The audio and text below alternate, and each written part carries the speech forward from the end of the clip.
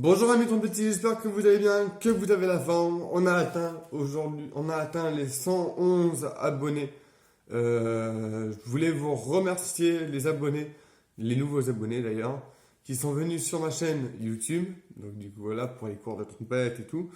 Je fais moins de cours de musculation parce que je suis à la fois je suis ectomorphe, donc moi je peux pas aller au-delà de la musculation, mais je pratique plus la trompette pour les nouveaux abonnés. Donc du coup voilà.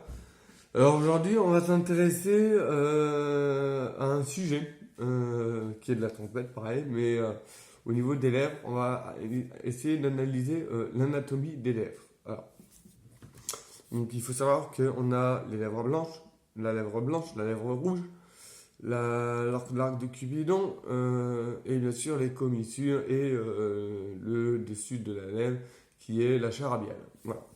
Donc, premièrement, qu'est-ce que je pourrais vous dire? Évitez de jouer la trompette trop penchée comme une clarinette, au risque d'appuyer sur un muqueuse qui est la zone rouge. Ici, là, c'est la zone rouge. Là, vous voyez, c'est la zone rouge. Et ici, c'est la lèvre blanche. Donc voilà, ça c'est important.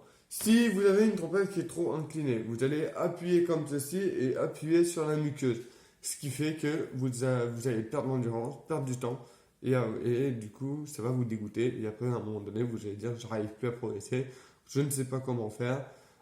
Comment on fait pour reprogresser? Et bien ça, je vais vous expliquer dans la vidéo en même temps. Le but de mes vidéos, c'est de vous faire progresser de façon à ce que vous ayez un plaisir de jouer. Donc du coup voilà, et bien sûr aussi d'avoir un jeu plus facile. Donc du coup voilà. Par contre, ce que je peux vous dire sur l'anatomie des lèvres, c'est que ça travaille concentriquement, ok. Mais il faut savoir que pour travailler concentriquement les lèvres, il faut avoir une certaine tenue à la trompette. C'est là où j'ai fait des recherches. Sur l'anatomie des lèvres, sur la tenue de la trompette, sur le diaphragme, sur la colonne d'air, etc., la vibration des lèvres, et bien d'autres choses encore. Donc du coup voilà. Mais par contre, ce qui est important, j'ai encore enrhumé un petit peu, mais ça commence à passer. Par contre, ce qui est important, c'est la colonne d'air. Donc voilà, la vitesse de l'air, la vibration des lèvres, elle va être vibrée avec tout ça, un truc comme ça. Donc du coup voilà. Mais en tout cas, ce qui est sûr et certain, c'est qu'il ne faut pas appuyer à la trompette. Alors, bien sûr, là, il va me dire, oui, mais il est casse-couilles parce qu'à chaque fois, quand il dit qu'il ne faut pas appuyer, nous, on appuie. C'est bien là où je vais arriver sur le terme de l'anatomie des lèvres. Donc, effectivement, si on a tendance à avoir une trompette trop penchée vers le bas, on va appuyer sur la muqueuse qui est la lèvre rouge, et automatiquement, même si on a l'embouchure qui est au-dessus de la muqueuse, eh ben en fait, on va venir écraser la muqueuse à l'intérieur de la lèvre comme ceci, et automatiquement, la lèvre ne va plus pouvoir vibrer. Donc, je vais vous faire un exemple, deux exemples. J'essaie de ne pas faire trop de bruit avec la chaise. Deux exemples. Un exemple. Premier exemple, typique.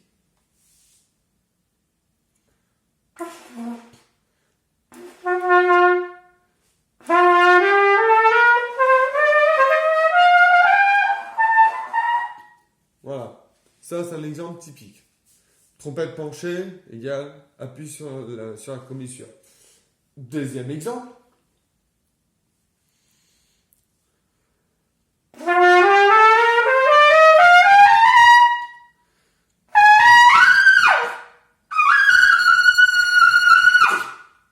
Voilà, ça c'est le deuxième exemple.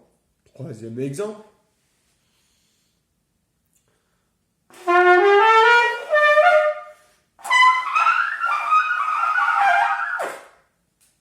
Maintenant, quatrième exemple.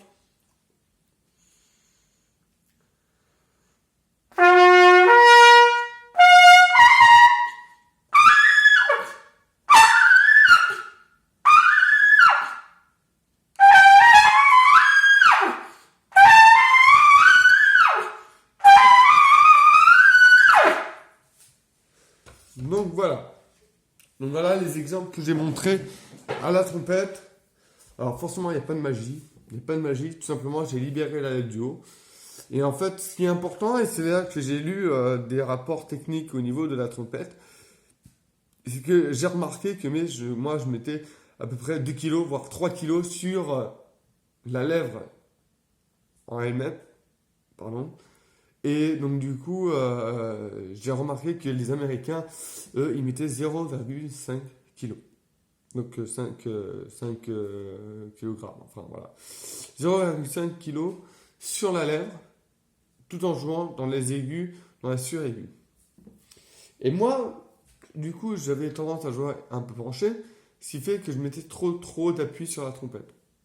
Ce qui fait que j'avais une marque comme pas possible, et ça, on ne peut pas tolérer, parce qu'au bout d'un moment, on joue sur la muqueuse, et après, au bout de 15 minutes, on est cuit. Donc le but, c'est de ne pas jouer la trompette penchée. C'est là où j'ai fait les 4 démonstrations. Une lèvre penchée pour aller dans le contre-ut, ça passait justesse. La trompette plus rectiligne, de façon à ce qu'elle soit bien droite. On arrive à aller dans le contre-ut facilement. Le troisième exemple, c'était pour aller dans les sur-aigus. J'ai pas pu aller dans le sur-aigu parce que j'ai appuyé la trompette sur la muqueuse, vu qu'elle était penchée. Et le quatrième exemple, je suis allé dans les sur-aigus, sans forcer, sans appuyer sur la lèvre. Et je suis allé dans les sur-aigus facilement. Donc, ça résume. Ça résume à quoi? Ça résume à plein de choses. Ça résume déjà, il faut avoir une trompette rectiligne. Il faut que la trompette soit droite. Je ne sais pas si vous avez vu les Américains, mais les Américains, eux, ils sont assez forts, ils sont balèzes. Ils sont très balèzes, honnêtement. Je ne sais pas comment ils font. Mais je me suis inspiré de Adam Rapa. Adam Rapa, qui est un très bon musicien, un très bon soliste, qui joue très facilement dans les aigus. Je me suis inspiré de lui. J'ai essayé d'analyser la position de trompette qu'il avait, la façon dont les lèvres étaient à l'intérieur et la façon dont il allait dans les sur-aigus. J'ai remarqué que si je prenais un autre joueur comme Maurice André, j'ai remarqué que en fait ils avaient exactement la même position, exactement pareil. Maurice André avait la trompette rectiligne, Adam Rapa la trompette rectiligne. Donc ce qui facilitait les aigus. Pourquoi? Parce que si on appuie avec une trompette qui est penchée, on va appuyer sur la muqueuse, mais on ne va pas pouvoir libérer la lèvre du haut. Donc le meilleur moyen pour libérer la lèvre du haut, il faut tenir la trompette droite, de façon à libérer la lèvre du haut. Et c'est pas en libérant la lèvre du haut, en baissant la trompette, que nous allons libérer la lèvre du haut. Donc voilà, ça c'est un point important. Après, ce que je peux dire aussi dans l'analyse que j'ai fait, par exemple, il y a des trompettistes qui tiennent la trompette plus ou moins inclinée, mais qui n'appuient pas. Parce qu'ils ont appris avec la main la plus faible à ne pas appuyer, donc ils n'appuient pas. Ça peut être un cas. Il y en a qui jouent un peu plus sur le côté, ou un peu plus sur le côté, soit sur le côté-là, soit sur le côté-là, soit au-dessus, soit en dessous. Moi, ce que je vous conseille, c'est de jouer 2 tiers, 1 tiers. C'est la position la plus idéale à la trompette. Pourquoi? Parce que vous allez moins forcer et vous allez avoir plus de chair labiale à l'intérieur de la trompette. Donc voilà. Mais par contre, ce qui est intéressant entre Maurice André et Adam Rapa, c'est que lorsqu'ils mettent la trompette bien droite, il y a le muscle facial qui se muscle énormément. Mais il n'y a pas que ça. Il n'y a pas que ça. Quand vous allez tenir la trompette droite,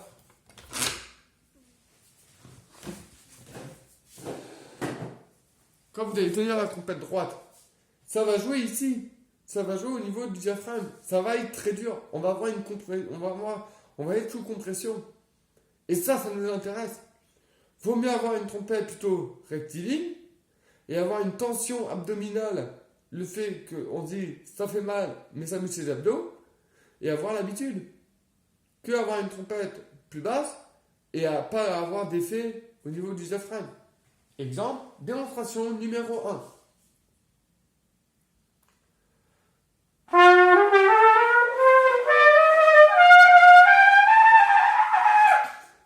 Donc là, j'ai pas de tension. J'ai pas de tension au diaphragme parce que je joue comme ça et j'appuie sur la muqueuse. Par contre, si je joue droit, donc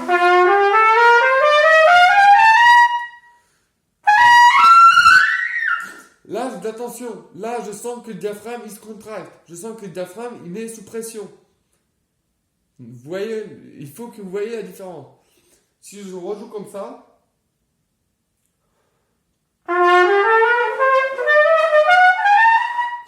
là, j'ai pas de pression. Je suis pas sous tension. Par contre, si je remets la trompette droite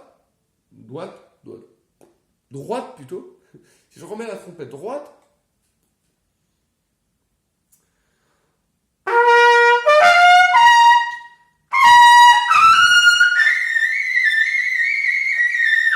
là, je sens que à la ceinture abdominale, en ayant la trompette bien rectiligne, je sens que ça force. Je sens que le diaphragme, il pousse vers le haut pour être remonté, pour avoir un maximum de vitesse d'air. Et ça, c'est ce qui est le plus important. Donc, au lieu de jouer avec une trompette penchée, comme ça, on va venir la remonter.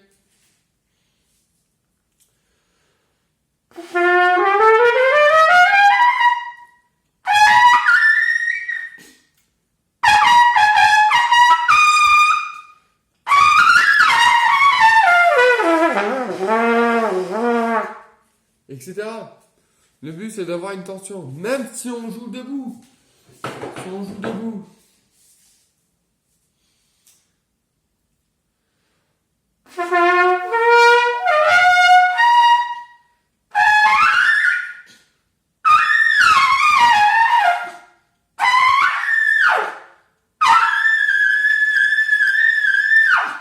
Là, je sens qu'il y a une tension. Je sens que c'est tendu ici. Donc si je respire,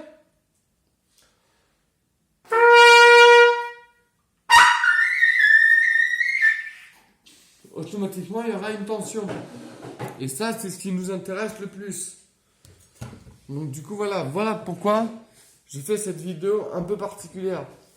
Donc, il ne faut pas avoir la trompette inclinée. Il faut avoir la trompette droite. Par exemple, on peut prendre un autre exemple. Par exemple, Pierre Dutot, lui, il tient la trompette droite. Tous les trompettistes, les grands trompettistes tiennent la trompette droite. Voire un peu comme ceci. Ça dépend des personnes. Mais, ce qui est important, c'est de libérer la lèvre du haut. Donc, pour libérer la lèvre du haut, il n'y a pas de miracle. Il suffit de monter la trompette. Et on va libérer la muqueuse. C'est tout. Tandis que si on baisse, on ne libère pas la muqueuse. Au contraire, on l'écrase. Et là, automatiquement, au bout de 15 minutes, 20 minutes, 30 minutes, vous êtes cuit. Et c'est pour ça qu'après vous dites, ah putain, mais j'arrive pas aux aigus, je comprends pas. Pourtant, il nous a expliqué la langue. Oui, il y a la langue aussi qui rentre en compte. Par exemple, quand on fait un dossier factice, aïe, aïe, aïe, aïe, aïe, aïe, aïe, aïe, aïe, aïe, aïe. C'est la même chose.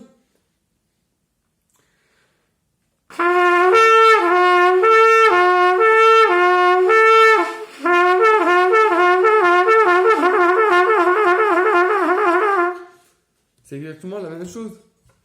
Parce que je mets la trompette droite, donc je libère la lèvre du haut, et donc du coup, automatiquement, j'ai de l'aigu. Donc du coup, voilà. Et ça, c'est le plus important à la trompette. Donc, qu'est-ce que je pourrais vous parler d'autre?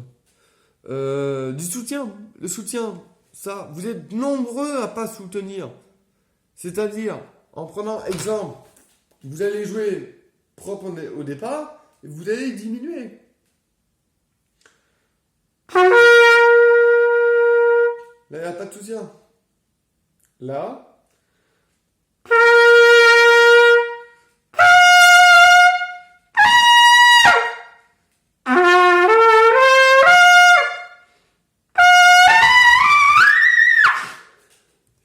Et là, je libère la lèvre du haut et automatiquement, j'ai de l'aigu. Pour libérer la lèvre du haut, il faut monter la trompette. Je ne dis pas qu'il faut la monter. Important. Je ne dis pas qu'il faut la monter comme ça. Mais ce qui est important, c'est qu'il faut qu'il y ait la même force à la lèvre du haut et à la lèvre du bas. Donc c'est important. Il faut qu'il y ait le même kilo que ce soit la lèvre du haut et la lèvre du bas. Ça, c'est important. C'est-à-dire qu'en fait, il faut qu'il y ait 0,5 kg de pression, bien sûr, sur la lèvre du haut et sur la lèvre du bas. Si on a 3 kg sur la lèvre du haut et 0,5 kg sur la lèvre du bas, on écrase trop la lèvre du haut.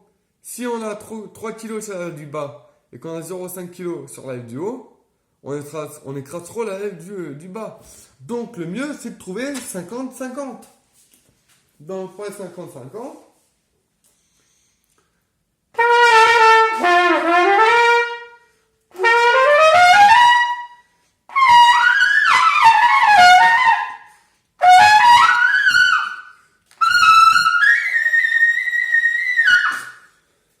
donc voilà, ça c'est important, c'est des points qui sont importants et c'est des points, je pense, qui vont vous aider un maximum dans votre parcours instrumental. Et ça, je parle et je le répète. Toutes les choses que je viens de dire dans cette vidéo va vous aider dans votre parcours instrumental. Et ça, je le mentionne avec un M majuscule. D'accord ? Ça, c'est-à-dire mentionner dans votre parcours instrumental avec un M majuscule. Donc voilà, ça c'est important. Après, il y a pas mal de choses, il y a pas mal d'autres facteurs qui rentrent en compte, bien sûr.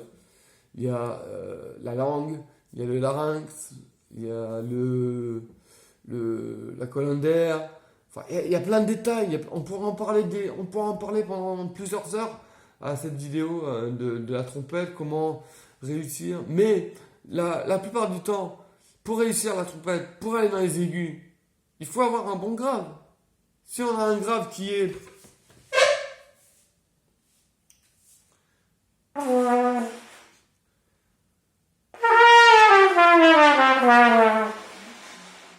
là, j'écrase la lèvre du bas, donc j'ai pas un bon grave. Donc le meilleur moyen, c'est le pivot. On va devoir pivoter. On met l'axe du menton vers le thorax.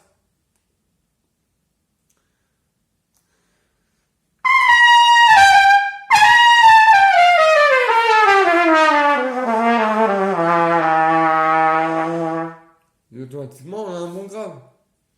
Par contre, quand on veut libérer la lèvre du haut, on monte la trompette.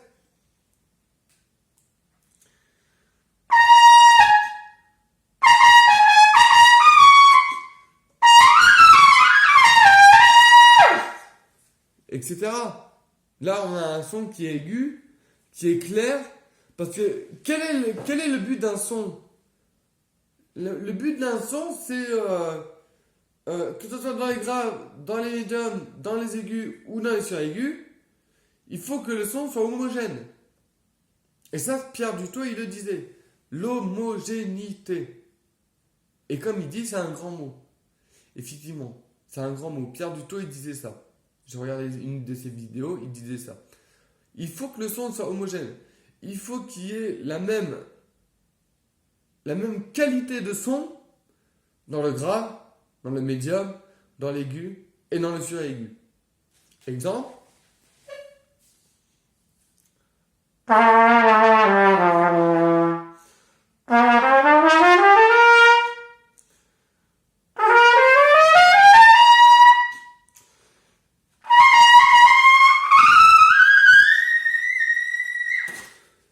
Etc.